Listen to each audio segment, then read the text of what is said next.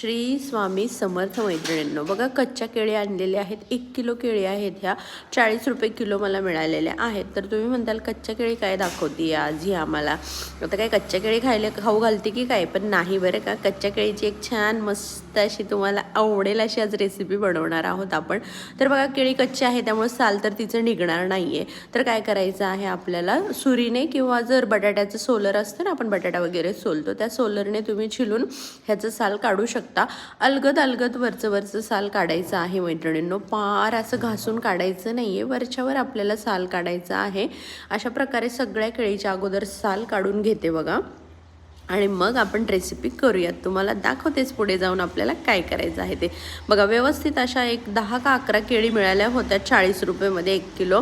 आणि कडकडीत तेल तापायला ठेवलेलं आहे आणि त्या तेलामध्ये एक वेफर्सची किसणी घ्यायची आहे आणि तिने मस्त असं एक अख्खं केळं जे आहे ना ते किसून ह्याच्यामध्ये टाकायचं आहे. कडकडीत तेलामध्ये गॅस फुल ठेवायचा आहे आणि मस्त असं तळून घ्यायचे आहेत. हे मस्त छान असे कुरकुरीतवाले केळीचे वेफर्स तयार होणार आहेत, जसे की तुम्हाला हॉटशिप्सच्या दुकानात किंवा बाहेर बाजारात मिळतात. सेम टू सेम तसे म्हणा किंवा त्यापेक्षाही भारी म्हणा, असे हे वेफर्स तुमचे तयार होणार आहेत मैत्रिणींनो. मस्त बघा असे थोडासा कलर चेंज होईल तोपर्यंत त्याला आपल्याला तळून घ्यायचं आहे. आणि त्यानंतर हळद आणि मीठ आपल्याला एक वाटीमध्ये अर्धी वाटी पाणी, 1 चम्मच हळद आणि 1 चम्मच मीठ टाकायचं आहे. आणि ते जेव्हा आपल्या वेफर्सचा कलर चेंज झाला की त्यामध्ये 1 चमचा ते पाणी टाकायचं आहे. पाणी टाकलं की काय होतं, हळदीचा कलर आणि मीठ आपल्या वेफर्सला लागतं, वरनं टाकायची गरज लागत नाही. आता बघा किती छान मस्त, आणि पाण्याने काही तेल वगैरे उडत नाही, एकदम व्यवस्थित त्यामध्ये मिक्स होऊन जातं. थोड्याशा बुडबुड्या येतात, बुडबुड्या थांबल्या की आपल्याला वेफर्स काढून घ्यायचे आहेत.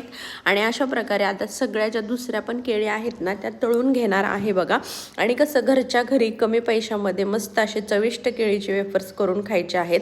बाहेरून आणायची आपल्याला कसं थोडंसं भीती वाटते ना, कसल्या तेलात तळलेले आहेत, काय केले काय माहिती, मग तेलकट नको खायला, जळजळ होईल, मळमळ होईल, फॅट वाढेल, याव त्याव सगळं होतं मनामध्ये. पण असं घरी करून खाल्लं तर स्वच्छ आपल्या हाताने आपल्या मनाच्या तेलाने, म्हणजे जे हवं आहे त्या तेलात तळून बिना तेलकट एक अगदी मस्त असे वेफर्स होतात.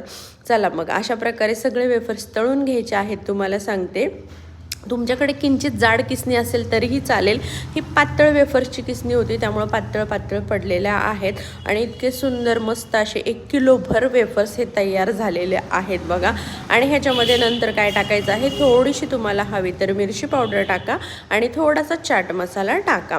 मस्त असं मिक्स करून घ्यायचे आहे आणि एकदम कुरकुरीत झालेले आहेत. चला तर मग तुम्ही लाईक करा, शेअर करा, चॅनलला सबस्क्राईब करा.